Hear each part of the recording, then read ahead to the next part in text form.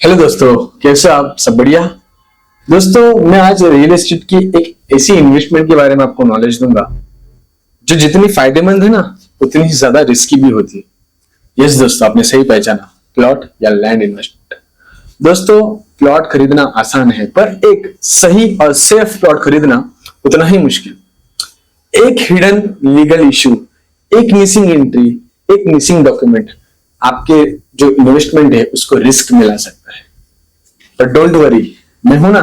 मैं आपको एजुकेट करूंगा, मैं आपको नॉलेज दूंगा कि भाई कोई भी प्लॉट या लैंड खरीदने से पहले आपको कौन से डॉक्यूमेंट्स स्टडी करने हैं, कौन से डॉक्यूमेंट्स वेरीफाई करने हैं। वैसे तो देखा जाए दोस्तों 84 to 85 डॉक्यूमेंट्स है, पर वो हर किसी टाइप ऑफ लैंड पे लागू नहीं होते।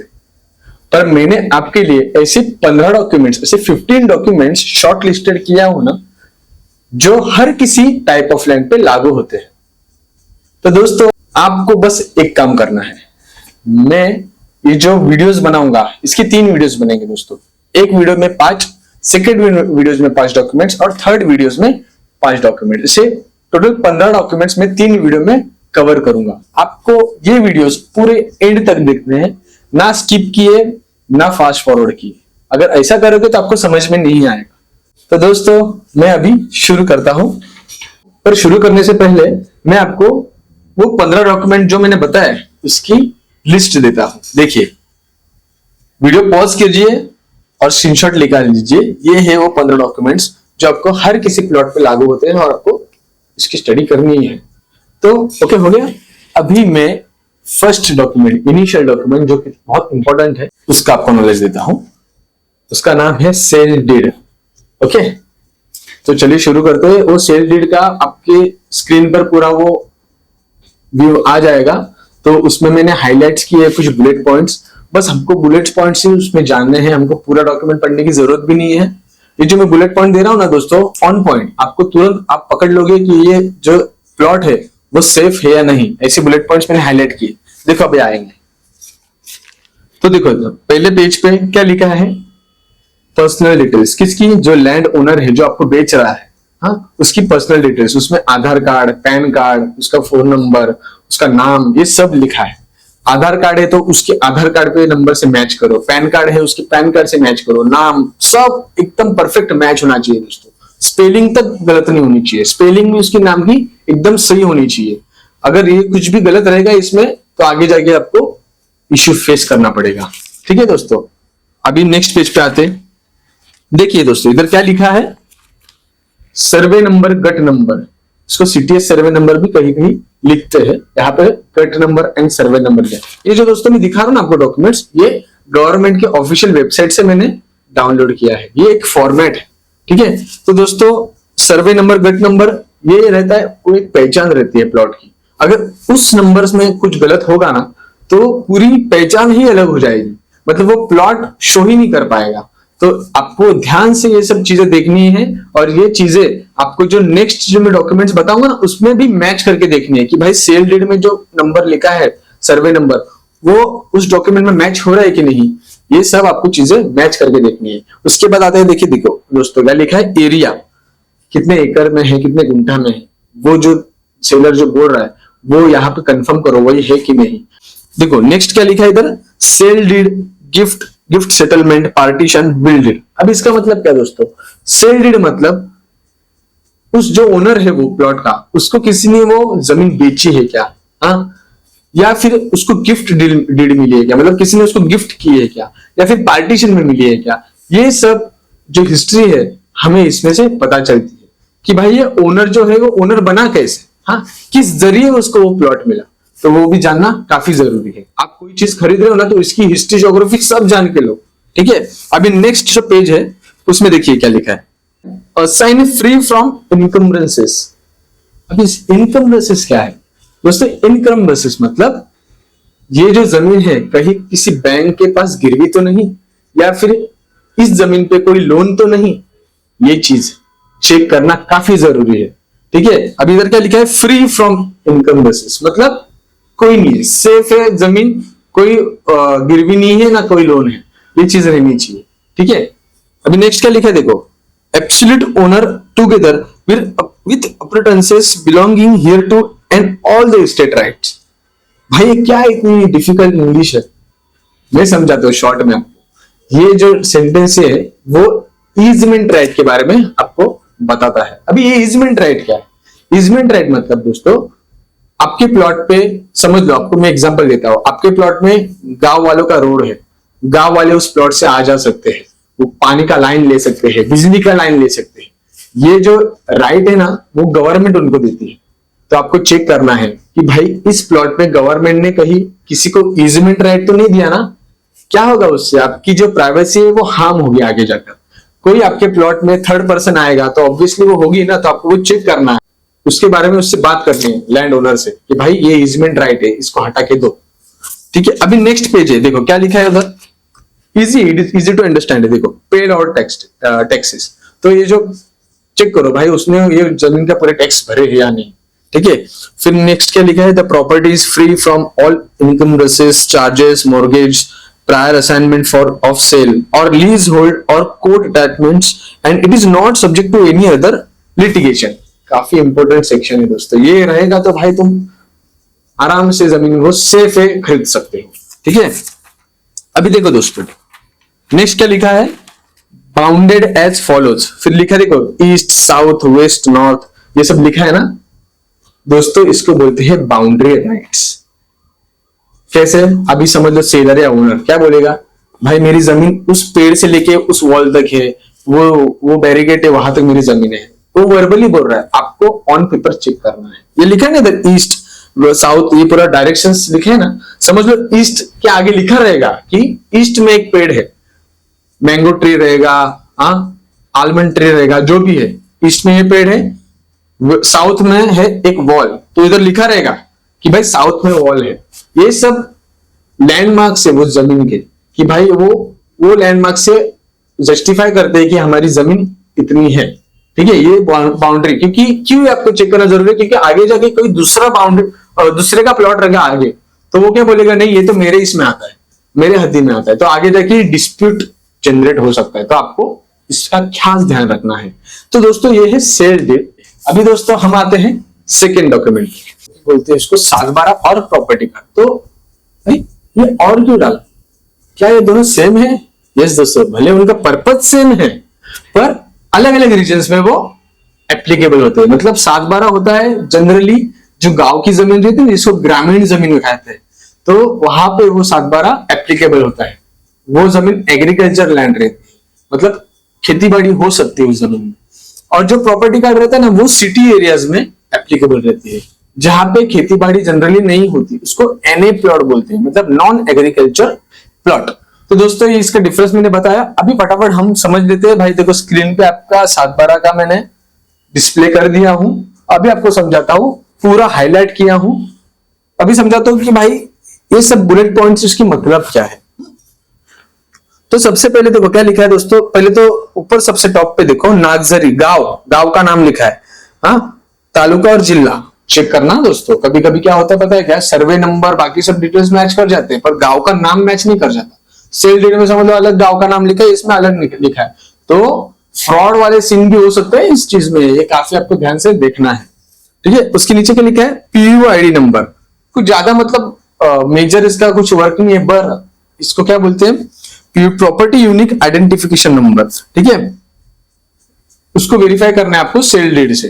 ठीक है, और ये क्या दिखाता है, ये डिजिटल आइडेंटिटी, मतलब डिजिटली आप जब आप ये टाइप करोगे नंबर तो आपका पूरे डिटेल्स आएगा प्लॉट्स का। ठीक है, उसके बाद में देखो क्या लिखा है दोस्तों, गट क्रमांक एंड उपविभाग। मतलब गट क्रमांक मतलब इधर सर्वे नंबर कहा जाता है। ठीक है, तो वो आपको सेल डीड से मैच करना है, क्योंकि कई बार क्या होता है ना, जो ये नंबर है अभी समझ लो फॉर एग्जांपल 256/54 रहेगा, तो वो जो सेल डीड है वहां पे सिर्फ 256 रहेगा, स्लैश करके कोई भी नंबर नहीं रहेगा। तो ऐसे में भी प्रॉब्लम्स क्रिएट हो सकते हैं, तो ये भी आपको एक बार चेक करना है, वेरीफाई करना है। ठीक है, अभी नेक्स्ट देखो क्या लिखा है, भूधारणा पद्धत। भूधारणा पद्धत में लिखा है भोगवटदार वर्ग 1। भोगवटदार वर्ग 1 मतलब class 1। There are 2 types of land, class 1 and class 2। ठीक है, क्लास 1 मतलब कुछ टेंशन लेने की जरूरत ही नहीं, एकदम बेफिक्र रहो, क्योंकि क्लास 1 जो लैंड है वो आप इजीली किसी को भी बेच भी सकते हो, उसमें मॉर्गेज भी ले सकते हो, हाँ, किसी को ट्रांसफर करना है वो भी कर सकते हो। पर क्लास 2 में वैसा नहीं होता दोस्तों। क्लास 2 में आपको परमिशन लेनी पड़ती है गवर्नमेंट की, कुछ तो उसमें लिटिगेशंस रहते हैं, ठीक है। तो क्लास 2 रहेगी तो भाई थोड़ा टेंशन को लेना पड़ सकता है, ठीक है। अभी देखो दोस्तों, नेक्स्ट है क्या लिखा है, क्षेत्र एकक व आकारणी। ये कॉलम भी काफी इंपॉर्टेंट है दोस्तों, क्योंकि अभी फॉर एग्जांपल आपने 4000 स्क्वायर मीटर की जमीन खरीद रहे हो, ठीक है आप, तो उसमें का 3000 स्क्वायर मीटर का जो जमीन है वही सिर्फ खेती करने का योग्य है। बाकी 1000 स्क्वायर मीटर की जमीन पे ना पथरीली जमीन है, नाला है, तो उसकी वजह से वहां पे आप कुछ भी खेती नहीं कर सकते। वैसी जमीन को पोर्ट खराब क्षेत्र बोलते हैं, मतलब वहां पे खेती नहीं करी जा सकती। हाँ, तो वहां पे लिखा रहता है कि भाई खेती करने का कितना, मतलब कितना एरिया में खेती कर सकता हूं और कितने एरिया में खेती में नहीं कर सकता। इधर टोटल भी किया हुआ है, देखो उसमें लिखा है, ठीक है। अभी नेक्स्ट है तो दोस्तों खाते क्रमांक लिखा है, जो कि एक नॉर्मल है। उसके बाद भोगवट धारा से नाम लिखा है, ठीक है, मतलब जो करंट ओनर का नाम उसमें रहना जरूरी है। और इसके आगे देखो, एकदम आगे जाओगे तो देखो फेरफार क्रमांक लिखा है, मतलब म्यूटेशन एंट्रीज बोलते हैं उसको दोस्तों। म्यूटेशन एंट्रीज खास करके ध्यान करके सुनो। म्यूटेशन मतलब फेरफार, मतलब समझ लो मैं इस लैंड का ओनर हूं, मैं मेरे बच्चे के नाम पे ये लैंड कर रहा हूं, तो मैं फेरफार कर रहा हूं, मैं मेरा नाम निकाल के उसके नाम पे कर रहा हूं, तो मैं उसके नाम पे कर रहा हूं तो उधर उसको नीचे उसका नाम आएगा, वो अपने बच्चे के नाम पे कर रहा है तो उधर तीसरा नाम, मतलब फेरफार 3 बार फेरफार हो चुका, ठीक है। तो उधर नंबर भी लिखा जाता है, बाजू में देखो लिखा है नंबर्स, फेरफार नंबर, वो फेरफार नंबर डालोगे ना तो पता चल जाता है भाई क्या किसने किसके नाम पे वो फेरफार म्यूटेशन किया, ठीक है। उसके बाद देखो क्या लिखा है दोस्तों, कुल खंड व इतर अधिकार, मतलब कुल खंड इतर मतलब देखो क्या लिखा है, साधे कुल लिखा है, साधे कुल। अभी कुल मतलब क्या, समझ लो मैं हूं ओनर इस जमीन का, गांव में मेरी जमीन है पर मैं रहता हूं शहर में, कैसे इस जमीन में मैं खेती कर पाऊंगा, तो मैं किसी को तो काफी समय से मैं किसी को तो रखा हो, एक फार्मर को, तो उसका उसमें कुल लग गया दोस्तों, बहुत वक्त गया ना, उसने उस सेवा की, उसकी सेफ्टी देखी उस जमीन की, तो वो अपना हक जताएगा, वो अपना कब्जा बताएगा कि भाई मेरा भी इसमें हिस्सा है, मेरा भी हक है, मेरे को भी मेरा इसमें कुछ, अगर बेच रहे हो तो मुझे भी कुछ मिलना चाहिए। तो यहाँ पे देखो वहां पे ऑलरेडी किसका नाम लिखा था, इस पेपर पे ऑलरेडी नाम लिखा था, मैंने नोट कर दिया, मतलब इसमें कुल था, तो कुल रहता है तो मगजमारी वाला थोड़ा सीन है, अगर नहीं रहता तो भाई एकदम बेफिक्र रहो, कोई किसी का भाई कोई भी आपके बीच में नहीं आएगा। इतर अधिकार में दोस्तों नीचे लिखा देखो, इतर अधिकार ना ये अभी ब्लैंक है, पर अगर किसी का ईजमेंट राइट में, जैसे पता ना आपको ईजमेंट राइट, या फिर गवर्नमेंट का कुछ क्लेम रहेगा, ऐसा कुछ भी रहेगा, या फिर कोई रेस्ट्रिक्शन रहेगा, एनक्रोचमेंट रहेगा, मतलब किसी ने उधर कब्जा किया रहेगा, अगर ऐसा रहेगा तो उधर लिखा हुआ रहता है भाई इधर ये है, तो अगर इधर नहीं है ब्लैंक है तो भाई सेफ हो, अगर कुछ है तो भाई लिटिगेशन है, आपको ध्यान देना पड़ेगा।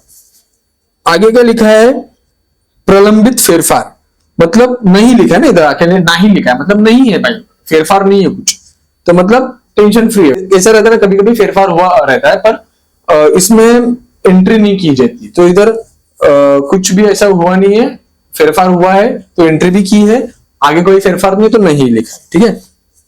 अभी शेवटचा फेरफार क्रमांक, जो आखिर में जो फेरफार हुआ ना उसका नंबर और डेट वो लिखी रही नीचे यहाँ पर, तो उधर लिखी, ठीक है। और अभी एकदम नीचे आओ, क्या लिखा है, जुने फेरफार क्रमांक, मतलब देखो पूरी चेन है, फेरफार की पूरी चेन है भाई, कितने फेरफार, कितने लोगों ने एक दूसरे के नाम पे जमीन फेरफार मतलब म्यूटेशन करते गए।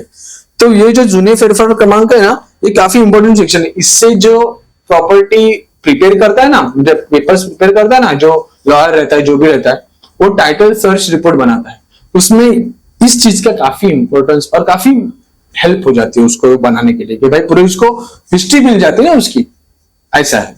तो ये आपको मैंने बताया गांव 7/12, इसका एक सेकेंड पेज में आपको दिखाता हूं। उसका सेकेंड पेज में देखो क्या लिखा है दोस्तों, सब ऊपर जैसे लिखा है वैसा ही है, गांव का नाम, तालुका, जिल्हा, वो सब लिखा ही है, ठीक है। उसके नीचे क्या लिखा है, हंगाम, पिकाचा प्रकार, पिकाचे नाव, ये क्यों जानना जरूरी है आपको, क्योंकि अगर समझ लो आप लैंड खरीद रहे हो, वहां पे आपको स्ट्रॉबेरी की खेती करनी, पर भाई इतने सालों से तो वहां पे खाली चावल की खेती होती आ रही है, तो आप इस केस में उधर स्ट्रॉबेरी की खेती कर सकते हो क्या? नहीं।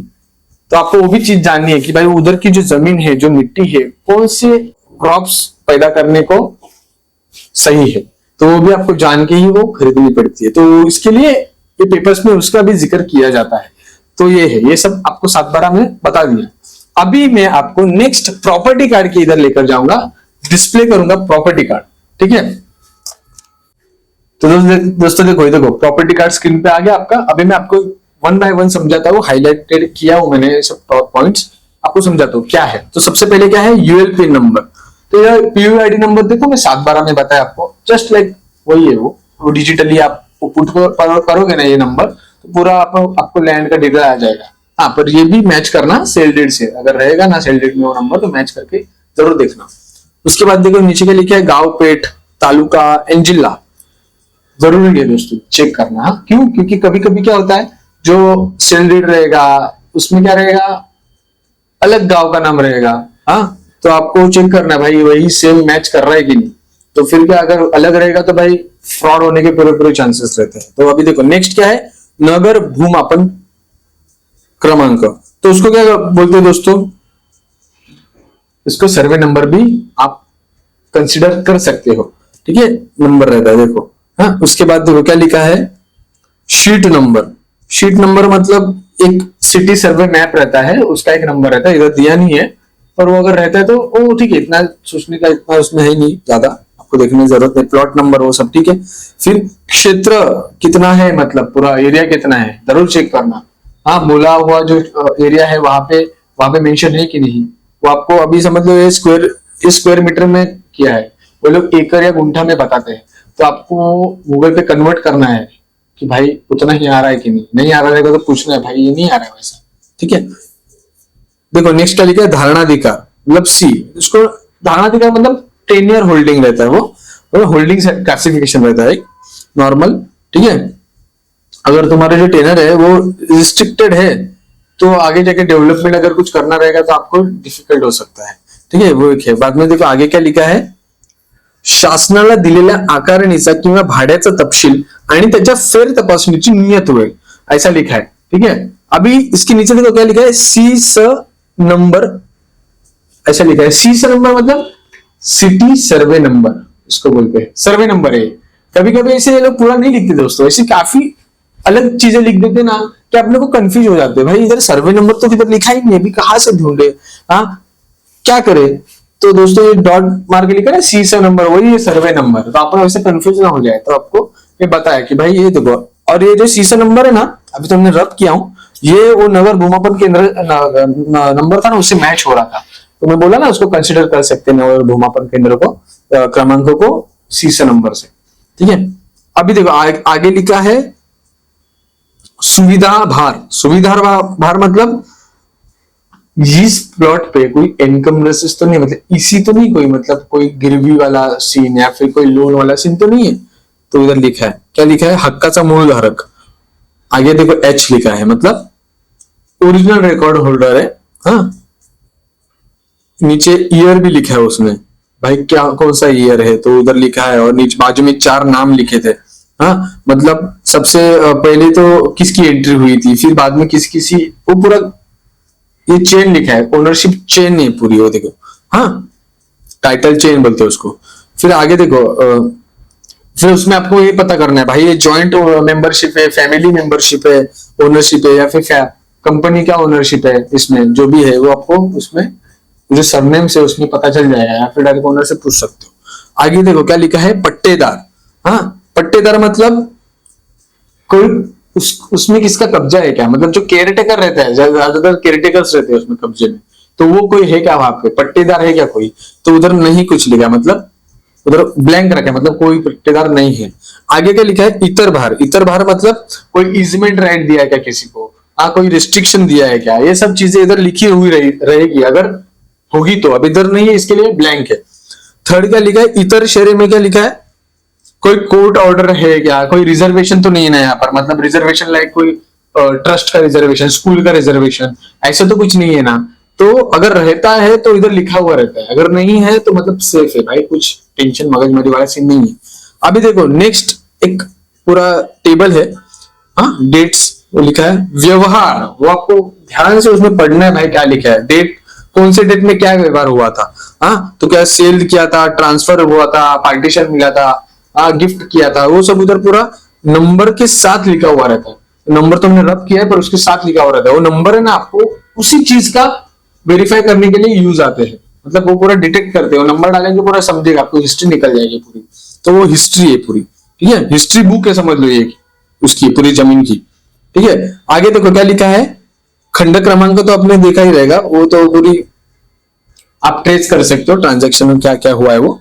आगे आगे क्या लिखा है, नवीन धारक पट्टेदार किंवा भार। अभी नवीन धारक मतलब जो ऊपर जो लिखा है ना ये ओनर्स के नाम लिखे थे ना, अभी उसमें क्या ओनर ने म्यूटेशन किया है, मतलब फेरफार किया है, तो नवीन धारक मतलब नवीन अभी ओनर है तो उसको म्यूटेशन कर दिया है, तो उधर लिखा है कौन सी कंपनी का म्यूटेशन हुआ है क्या है वो सब लिखा है उसमें, ठीक है, उसका नाम लिखते हैं ऐसा उधर। फिर बाद में देखो क्या लिखा है, साक्षांकन लिखा है, ठीक है, साक्षांकन।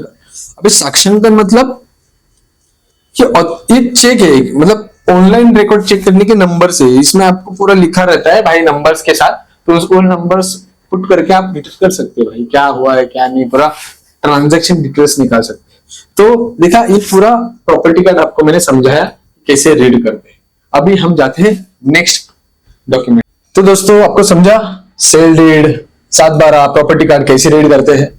तो दोस्तों अभी मैं नेक्स्ट डॉक्यूमेंट की ओर बढ़ता हूं जो है टाइटल सर्च रिपोर्ट। तो दोस्तों ये जो रिपोर्ट है बेसिकली एडवोकेट्स जो रहते हैं वो प्रिपेयर करते हैं। वो क्या करते हैं, ये सारे जो डॉक्यूमेंट्स है ना मैंने जो बताया उसमें का डेटा कलेक्ट करके वो एक मिक्सचर ऑफ डेटा बनाते हैं जिसको बोलते हैं लीगल टाइटल रिपोर्ट या फिर टाइटल सर्च रिपोर्ट, ठीक है। पर वो जो एडवोकेट रहता है वो भी उस ओनर का रहता है ना, तो उस पर भी अपन आंखें बंद करके विश्वास नहीं कर सकते। इसके लिए मैं बाकी सब डॉक्यूमेंट्स की नॉलेज क्यों दे रहा हूं आपको, इसी की वजह से कि आप खुद वो डॉक्यूमेंट खुद से चेक करें, हाँ, और क्या चेक करना है उसमें आपको पता चले। तो अब हम बढ़ते हैं, मैं इधर देखो लगा दिया हूं पोस्टर, ठीक है। अभी आपको खाली उसमें हाईलाइटेड पॉइंट्स में आपको समझाता हूं कि क्या मतलब कैसे पढ़ना है। तो सबसे पहले देखो क्या लिखा है इधर, लीगल टाइटल रिपोर्ट, ठीक है, टू महारेरा ऐसा लिखा है ना ऊपर, फॉर्मेट ए सर्कुलर नंबर जो लिखा है वो, हाँ। तो दोस्तों देखो क्या लिखा है, फॉर्मेट ए सर्कुलर नंबर, ये कोई फॉर्मेट है ना जो वो महारेरा प्रिस्क्राइब करती है, तो उसका वो फॉर्मेट दिया है, सर्कुलर नंबर महारेरा प्रिस्क्राइब करती है, ठीक है, ठीक है। तो देखिए दोस्तों पहला क्या लिखा है, सीटीएस सर्वे नंबर मार्किंग किया है ना, वो आपको चेक करना है सारे डॉक्यूमेंट से, सीटीएस सर्वे नंबर लिखा है। उसके बाद देखो आगे नाम रहता है, I have investigated the title of the said plot of the request of MS, जो भी कंपनी का नाम है या फिर किसी का नाम है, ठीक है। तो ये क्या लिखा है, मतलब उन्होंने देखा है सर्च रिपोर्ट में, उन्होंने देखा है कि मैंने ये सब डॉक्यूमेंट्स चेक किए, तो उन्होंने क्या क्या चेक किया है वो नीचे लिखा है, डिस्क्रिप्शन ऑफ प्रॉपर्टी में प्रॉपर्टी का पूरा डिटेल देखा है, हाँ, डॉक्यूमेंट्स सारे चेक किए उन्होंने ऐसा बोल रहे, ठीक है। 7/12 लिखा है, देखो इधर लिखा है 7/12 property card issued by land and revenue department of the Maharashtra dated ये और म्यूटेशन एंट्री नंबर ये। तो इसमें देखो इसने उन्होंने पूरा लिखा है, मैं 7/12 भी चेक किया, मैंने प्रॉपर्टी कार्ड भी चेक किया हूँ, हाँ, और म्यूटेशन की जो एंट्री ना वो भी उधर नंबर मेंशन किया है, मैं सब रब कर दिया हूँ पर इधर मेंशन किया है, ठीक है। उसके बाद देखो क्या लिखा है, सर्च रिपोर्ट फॉर 30+ ईयर्स। अब ये जो टाइटल जो रिपोर्ट रहता है दोस्तों, ये बेसिकली क्या रहता है, 30 साल से 50 साल का पूरा टाइटल जो चेन रहता है ना उसको शो करता है। इसके टाइटल रिपोर्ट काफी इंपॉर्टेंट डॉक्यूमेंट है। देखो उधर आगे क्या लिखा है, क्या लिखा है देखो, I am the opinion of the title इसका इज क्लियर एंड मार्केटेबल। गौर करो, ये चीज पे गौर करो, मतलब ये जो टाइटल है वो क्लियर है और मार्केटेबल है। अभी क्या मतलब है क्लियर और मार्केटेबल में, क्लियर मतलब भाई जमीन है, चलो सही है, एकदम क्लियर है, और डॉक्यूमेंट्स क्लियर है, हाँ, कोई टेंशन नहीं है, कोई कूल नहीं है, कुछ नहीं, एकदम क्लियर है। अभी मार्केटेबल क्या लिखा है, मार्केटेबल नहीं समझा, क्लियर तो समझ में आया। मार्केटेबल मतलब दोस्तों ये जो प्रॉपर्टी है ये आप सेल भी कर सकते हो, ये लीज पे भी रख सकते हो, या फिर ये प्रॉपर्टी आप किसी को ट्रांसफर भी कर सकते हो, मतलब इस प्रॉपर्टी को पूरा का पूरा अधिकार है कि ट्रांसफर या सेल होने का, ठीक है। और नीचे देखो क्या लिखा है, ओनर्स ऑफ द लैंड, तो लैंड के जो ओनर्स है उनका सर्वे नंबर के साथ, उनका नाम और सर्वे नंबर के साथ दिया है, ठीक है ना। ये तो एक पेज है दोस्तों, ये तो मेन पेज है, इसके लिए मैं इसका आपको डिटेल बताया। ठीक है, आगे और भी जो रहता है वो जो मैंने जो डॉक्यूमेंट्स बताया ना वही आगे भी लिखा रहता है, पूरा उसका रिपोर्ट बनाया रहता है। ठीक है, अभी मैं आगे भी जो आपको डॉक्यूमेंट्स बताऊंगा ना जो नेक्स्ट वीडियो में रहेंगे, तो वो डॉक्यूमेंट्स भी इस टाइटल सर्च रिपोर्ट में एडवोकेट है जो सर्च करके एनालिसिस करके इसमें रखता है। तो अभी तक मैंने वो आगे के डॉक्यूमेंट जब बताऊंगा तब आपको पता ऑलरेडी चल जाएगा। ठीक है दोस्तों, तो ऐसे हमने पूरे डॉक्यूमेंट्स सीख लिए, समझ लिए कैसे रीड करना है, किस चीज का क्या पर्पज है, ये अपन ने पूरा समझ लिए। बराबर हो गया, ये पार्ट अभी खत्म हो गया दोस्तों। अभी नेक्स्ट पार्ट के लिए आप स्टे ट्यून, बिल्कुल भी मत करना वीडियो। आधा अधूरा ज्ञान लेने से अच्छा ज्ञान मत ही लो, तो इसके लिए बोल रहा हूं। ये पूरा वीडियो आखिर तक देखा ना आपने, अभी नेक्स्ट 2 वीडियो जो डालूंगा वो भी आपको पूरे के पूरे देखने ही है। ठीक है, तो बेल आइकन क्लिक करिए, सब्सक्राइब करिए, ज्यादा से ज्यादा शेयर कीजिए। जो भी प्रॉपर्टी लेने जा रहा रहेगा कितना उसको इंपॉर्टेंट ये हो जाएगा, ये वीडियो कितना उसको बेनिफिशियल हो जाएगा, आप ये जरा सोचिए। ठीक है, तो दोस्तों मिलते हैं हम अब नेक्स्ट वीडियो में, तब तक के लिए गुड बाय।